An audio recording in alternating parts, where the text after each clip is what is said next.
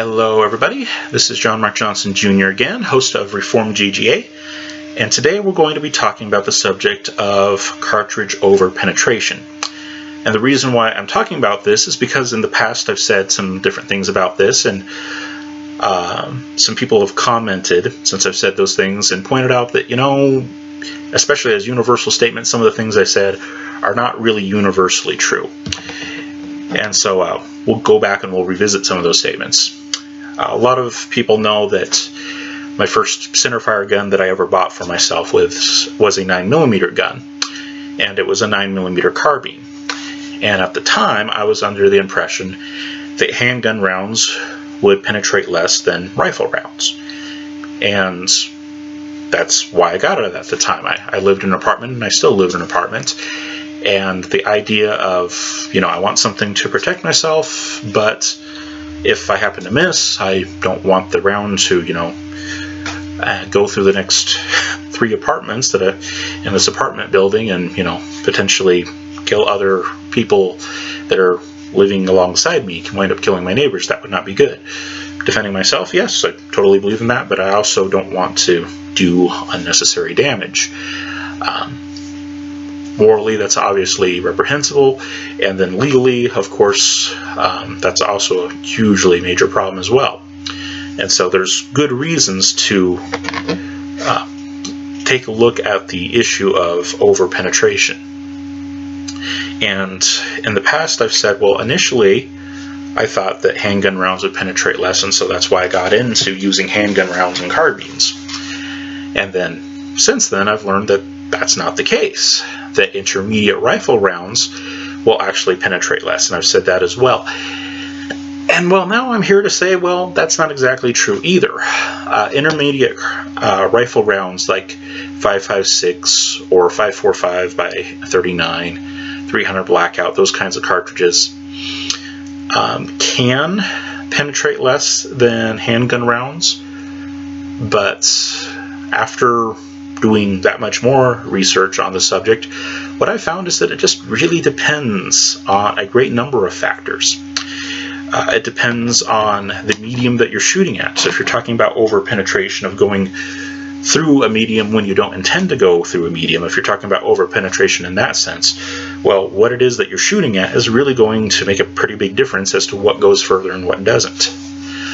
For a lot of people in America, who live in a fairly residential situation, you're going to be dealing with standard construction, or at least relatively standard construction, in which you're going to be dealing with drywall, sheetrock type walls that usually have, 2x4 studs in them, unless you're living in a trailer or a mobile home or something like that, which will be even weaker, but it'll have, 2x4s, drywall, sometimes some kind of insulation, a lot of times not, at least until you get to the exterior wall, and that's pretty much the only thing that separates one room from the next in a lot of residential situations. And unfortunately, those kinds of walls do not offer a whole lot of protection from pretty much any kind of round. If you have a round that is powerful enough to do to the intended target what you want to do, then everything that I've seen says that it's also going to penetrate at least one drywall covered wall. Now, whether or not it hits a stud going through the wall, or maybe an electrical box or something like that, that can change that a little bit. But generally, pretty much any round that's powerful enough to stop a threat is also going to be powerful enough to get through at least a single drywall covered wall, if not many drywall covered walls. And there's a number of videos out there that have shown that. There was one video that I was watching a good while back now, in which a person fired 223 Full Metal Jacket and also Full Metal Jacket 9mm. And they got both of those rounds to go through 22 layers of drywall. Now, I'm not sure exactly what the thickness of that drywall was, whether it was like 5/8 or ½ inch or whatever it was, I wasn't exactly sure. But still, a lot of layers. Up to 11 walls worth, depending on what code your state requires, what thickness and whatnot. And both the handgun round and the rifle round went just as far. Both went through 22 layers of the stuff. So for most people, both of those would be considered to be overpenetration.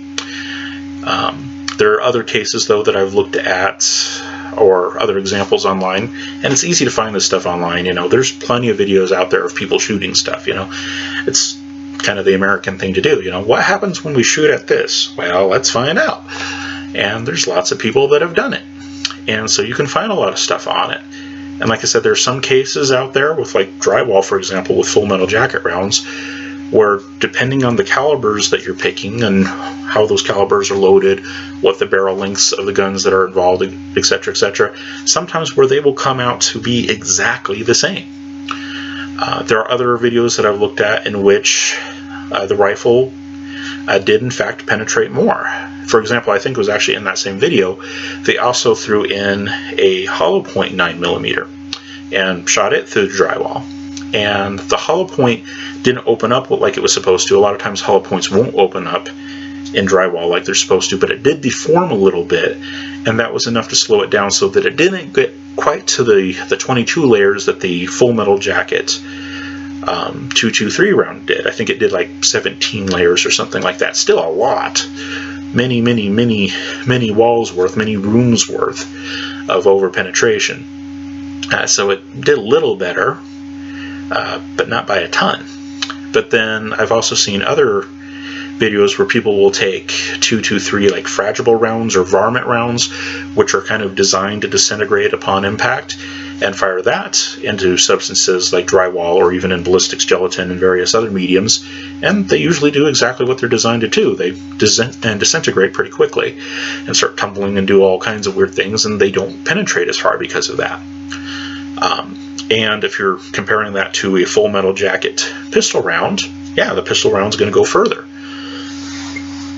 And so, as far as universal statements as to which one is going to go further, is it going to be the rifle round, or even if you want to be more specific and say the intermediate rifle round, or is it going to be the pistol round? You really can't make that statement from everything that I've seen. It depends. It depends on what you're shooting at, the medium itself. It depends on the particular cartridges you're talking about. Is it a varmint load? Is it a fragile round? Is it a hollow point? Is it a full metal jacket? There are all kinds of different designations out there these days, all different kinds of bullet types that are out there. What is the powder charge behind it? Is it being fired from a longer barrel or a shorter barrel? Etc., etc. There are just so many variables that are involved right now, and such a plethora of options that are available to us in the modern age that it's really hard to make universal statements anymore. Like I said, a lot of the varmint rounds and fragile rounds, out of even ARs and things like that, actually do stop pretty soon. And in that sense, they definitely are better with regard to overpenetration. They'll still probably penetrate a lot more than you think they would, especially through something like drywall. Drywall just doesn't offer much resistance. But they can wind up being better than pistol rounds. But like I said, that depends. If I'm comparing a full metal jacket rifle round to a hollow point pistol round that actually does open up decently well in drywall, which a lot of them don't, but there's some that do okay, or something that is segmenting, or something that is fragile, something like that, well, then you can get the reverse pretty easily. It just depends. There are just so many variables that are involved. And so what I found myself doing, just because there are so many variables involved, and if you wanted to, you can easily, and I've done it, you can easily spend a good Sunday afternoon just looking through videos online of people shooting different mediums to figure out what is going to penetrate more and less and all those kinds of things. And you can do that for a good long time, and you're not going to run out of material anytime soon. There's just so many options out there and so many possible combinations. And so the question that I've wound up coming to is, basically the real issue behind overpenetration. The reason why we talk about overpenetration at all is because we don't want to hit innocent bystanders, and that's the whole reason why I did what I did in the first place, is getting a 9mm carbine versus something else. I wanted something that was cheap to shoot. 9mm is relatively cheap as far as centerfire rounds are concerned. I wanted something that was fun, and I like long guns rather than short guns because I can hit more easily with them, especially at shorter ranges. Obviously, 9mm is not going to be very good at hitting 400-yard targets, but if it's within 50 yards, and especially within 25, 9mm carbine's great. You can hit anything, just as long as it's not too tiny. Any reasonable sized target within 50 yards, and especially within 25 yards, is awesome. It's more than doable. So something that was recreational, something that was not overly expensive, something that was fun for me, etc., etc. 9mm fit the bill. But like I said, I was also under the impression that it wouldn't penetrate as much, and I'm finding out that just really depends on a whole lot of things. Like I said, the medium that you're shooting at, the particular kind of bullet that you're using, the powder charge behind it, the length of the barrels that are involved, the specific calibers that are involved. There are just so many variables these days. And so after going through all of this and looking at material that various people have provided me online, different commenters have sent me different video links and whatnot, and there's just a lot of material out there. Like I said, it is easy just to sit down and go through an entire afternoon looking at all this stuff and never get to the end of it. And so I've kind of had to reevaluate my position on the whole thing and what exactly is the critical issue. Should I be spending all my time looking at which round penetrates the least, but still penetrates enough, because you still have to be able to deal with the intended target. You still have to be able to deal with threats if it should show up. And, should I spend a lot of time there, or should I spend time looking at the real issue that's at play? And the real issue that all of us would be interested in, if you're going to watch a video on overpenetration, the issue that you're going to be looking at and the thing that you're going to be interested in is not hitting people unintentionally. You don't want to hit innocent bystanders. And that actually turns out to be a much easier question to answer in terms of the whole pistol caliber round versus rifle caliber round thing. And that's just because those kinds of statistics are a lot easier to come by in terms of real-world studies. And also, it turns out that a lot of the specific variables that we would worry about in true overpenetration, whether it goes through the medium or not, don't really matter as much in real-world situations, it turns out. Because like I said, you can go through videos all day long online of looking through people at shooting different kinds of mediums and seeing how far into it the bullet will go. You can do that all day. But in real-world situations, data that we have from real-world situations, whether it be from military altercations, government agencies like the FBI, police reports, and then also studies of civilian cases, such as the study that was done by Greg Elefitz. I've mentioned that in other videos before. We have a lot of material out there on cases where innocent bystanders got hits, and of course cases where innocent bystanders didn't get hits, and we can compare them, and we can talk about caliber, and we can talk about the shooters and those kinds of things in a lot more helpful ways. And it turns out that the information that is out there is much simpler when it comes to that question. If you're just asking the question of what gun am I the most likely to hit an innocent bystander with, or the question of what gun am I the least likely to hit an innocent bystander with, the question always leads back to the same result. And the result is that a handgun, fired as a typical handgun is fired, is much more likely to result in innocent bystanders being hit. All of the data that I've seen out there, all the real-world data that I've seen out there, and granted, statistics are sometimes a little bit odd, but like I said, all of the studies out there are in agreement on this one. I'm not aware of any major study that has been done by anyone that would disagree with this, but you are much more likely to have an innocent bystander hit with using a handgun as typical handguns are used. And with long guns, it's just not as likely. And the reason why that comes down to it, comes down to the issue of accuracy.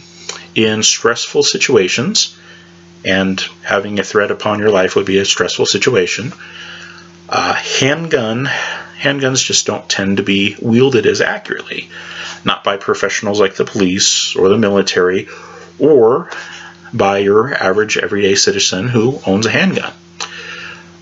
Accuracy just tends to fall with handguns. It takes a lot of skill and training to use a handgun well in the first place, and then it also takes a lot of composure to be able to apply that skill under the stress of a real-world lethal threat.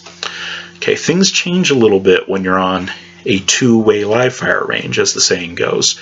And not that I've ever been in such a situation, nor do I ever intend to be, nor do I want to be, but all the data that is out there indicates that you can take a fairly competent shooter at the range who's fairly competent at hitting the targets, when they don't have a lot of stress, when they don't have, that split second to make a decision of to fire or not and where to fire and all those kinds of things. Someone who's fairly competent at the range and put them in a stressful situation, and they're not going to be so competent anymore. That is something that the FBI has come to agree on.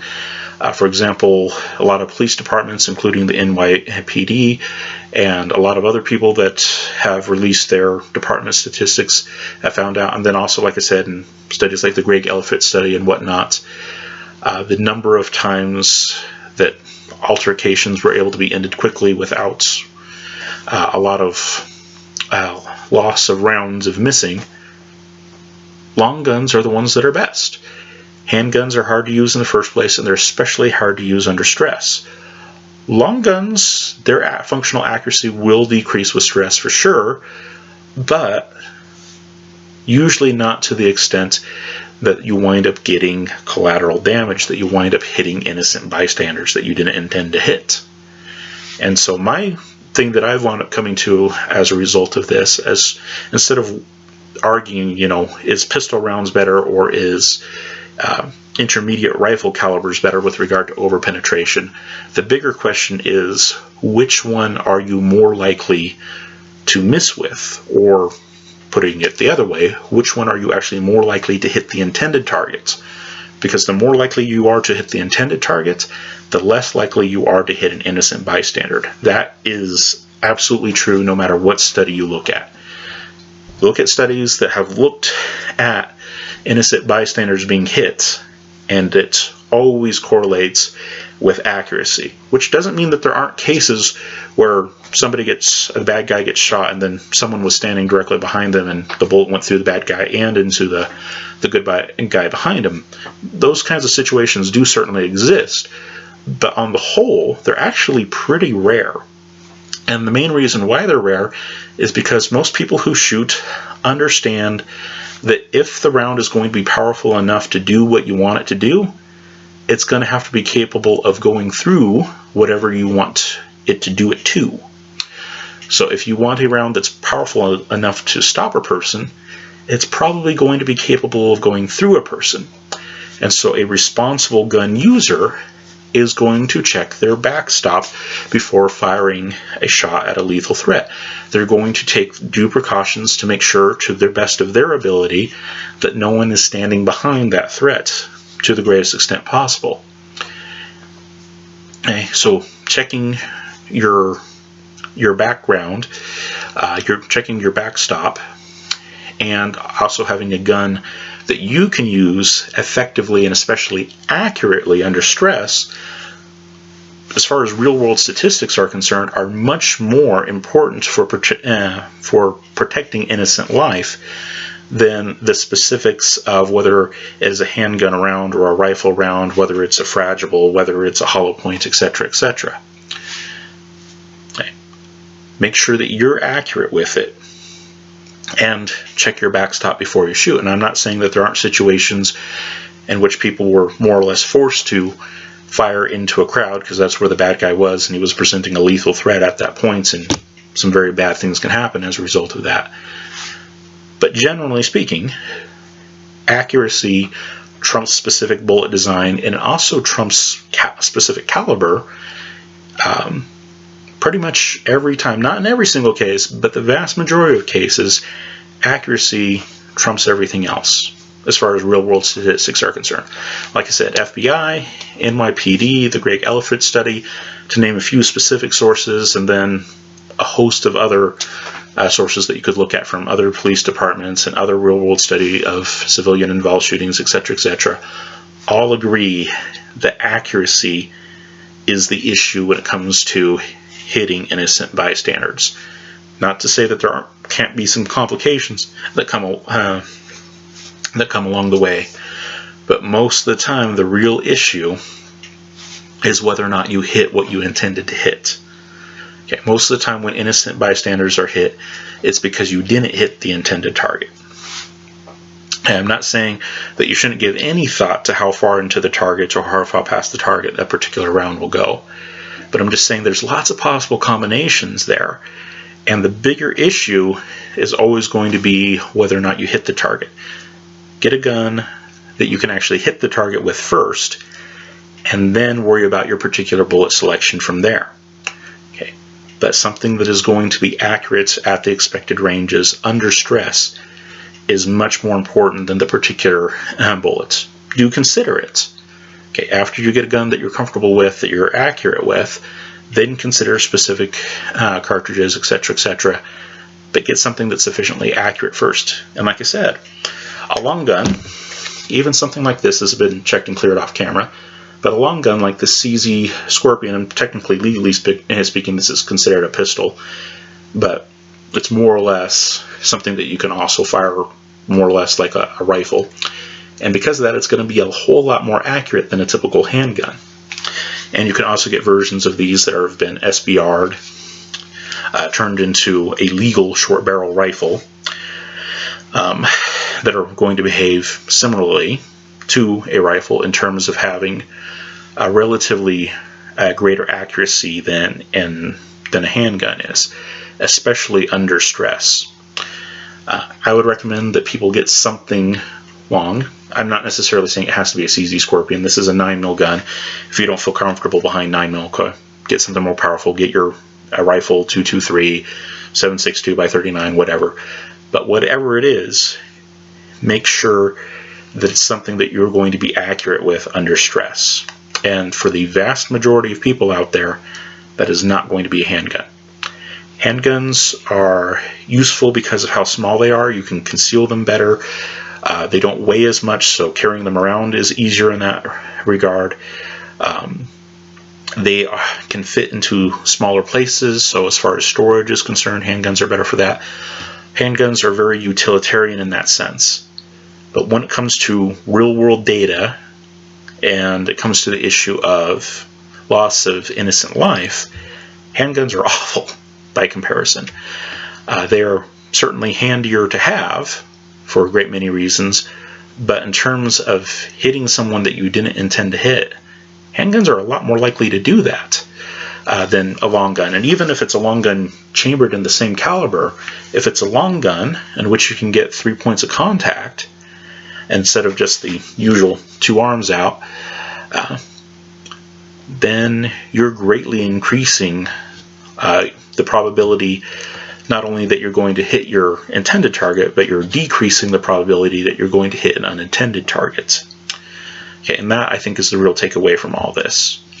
Okay, like I said, I've seen videos where particular rifle rounds will penetrate more than the pistol round. I've seen videos where the pistol round goes more than the rifle round, and it depends a lot on particular bullet selection. You know, fragile rounds, varmint rounds in rifles usually don't penetrate as much. And there's some things you can do with certain handgun rounds, some of those being fragile or segmenting, and even some hollow points don't do terrible in things like drywall and whatnot. But in real-world scenarios, what causes the loss of innocent life more often than not isn't overpenetration. More often than not, it's missing the target. And so I would say, cover the main issue first. Make sure you can hit your intended target first, and then you can worry about particular bullet selection from there. Okay, and like I said, any kind of long gun is usually going to be more accurate for most people than pretty much any handgun will be. Obviously, there are certain exceptions out there, and for certain people there will definitely be certain exceptions. But generally speaking, any kind of long gun is going to be more accurate than a handgun in most people's hands, especially at the functional distances we would be talking about for self-defensive encounters, where it might be 3 yards, 5 yards, 7 yards, 10 yards, usually not any more than 15 yards. There's a few past that, but not many. At those kinds of distances, long guns are going to dominate handguns. And even beyond that, they're certainly going to dominate handguns as well. But some kinds of long guns, like pistol caliber long guns, sometimes don't do very well at 400 yards. Okay, like I said, this is only 9mm. I wouldn't feel overly confident taking a 400-yard shot with a 9mm gun. But anything within 50 yards, this thing can hit it and can hit it no problem. It's more than sufficient to the task. Okay, that's the bigger issue. Okay, if you want to do a 223 or 7.62 by 39, great. If you want to stick with handgun calibers, because there are a lot of handgun calibers that are cheaper, like 9mm. 9mm is a pretty cheap caliber. Great. But whatever you do, think long and hard about making sure that you have a long gun version of it available, because long guns are typically more likely to hit your intended target and therefore less likely to hit an unintended target. And when it comes to the loss of innocent life, that is usually the bigger issue. In cases, whether it be military, whether it be law enforcement, whether it be civilian, in cases where there's been a high loss of life due to the use of any kind of small arm, whether it be a handgun or a long gun, it is almost always the case that the handguns are more likely to produce that result than not. Like I said, handguns are handy. Okay, they are concealable, or at least more concealable than a long gun. They weigh less, and because of that, they're easier to carry and transport. They're smaller, and because of that, they are easier to store. They don't take up nearly as much storage space. There's a lot of advantages of handguns. But when it comes to a self-defense encounter, they are also the ones that are most likely to produce an innocent loss of life, or a loss of innocent life. At least situationally innocent. Everyone is guilty on some level of doing something in their life, but whether or not it merited dying in that situation, lots of people not. And you want to keep that in proportion. So yeah, what's the takeaway from all this? Are pistol rounds universally better? Are rifle rounds universally better? From the data that I've seen from people testing various mediums, I couldn't justify either one. It really depends on the medium, it depends on the particular barrel lengths, it depends on the particular bullet design, the powder charge behind it, etc., etc. There's so many variables that go in to whether or not this particular bullet will overpenetrate this particular medium. But on the functional level of which one is more likely to produce loss of life, it's not so much about the particular cartridge, whether it be a handgun cartridge or a rifle cartridge, it's more about the platform. Is it a long gun type platform, or is it a handgun type platform? And in that regard, long gun platforms always win. Like I said, every single study and every significant environment that I've looked at, handguns are just more likely to produce a loss of innocent life because people are not as accurate with them. And so, even with this gun, which is just a 9mm, this one is still going to give me a better chance of preserving at least situationally innocent life than my handgun in the exact same caliber. Okay. I do have a handgun in that caliber. I have multiple handguns in that caliber, and also multiple long guns in the caliber, just because I like 9mm. But it turns out that the big issue isn't the fact that it's a 9mm. The big issue is, are you hitting the intended target versus an unintended target? In the long gun, I'm more likely to hit the intended target. It's just the simplicity of what it is. It's the nature of the beast. Handguns are unwieldy little things. You're much more likely to miss with them, especially under stress. Okay, so that is my recommendation. It's good to have handguns around because they're handy. You can conceal them better. They're easy to carry. They store very well, etc., etc. There's lots of good reasons to have a handgun. But if you can, for your home defense gun, I highly suggest that you get a long gun, because that's the one that you're least likely to produce innocent or loss of situationally innocent life with. Okay. I know that doesn't come out, always use a rifle round or always use a pistol round. That's not the big issue. The big issue is which one are you more accurate with? Go for that one, because that's the one where you're most likely to do the least damage to anyone else. You want to hurt the bad guy, not everyone around the bad guy. Make sure you can hit the bad guy. And then after you get a gun in which you can hit the bad guy and do enough damage to the bad guy for it to be meaningful, so probably not a 22, just saying, then you can start looking at particular bullet designs and those kinds of things. But accuracy is always going to be the first concern. Anyways, that's my opinion on the subject. I know it doesn't come out hard and fast one side or the other, and instead it goes a completely different direction. No, it's not rifle round versus pistol round. It's accurate versus inaccurate. No, it doesn't go the way that you may have expected, but hopefully you can see my reasoning behind it and why I would prioritize it that way. Again, thank you for your time and attention. Bye-bye.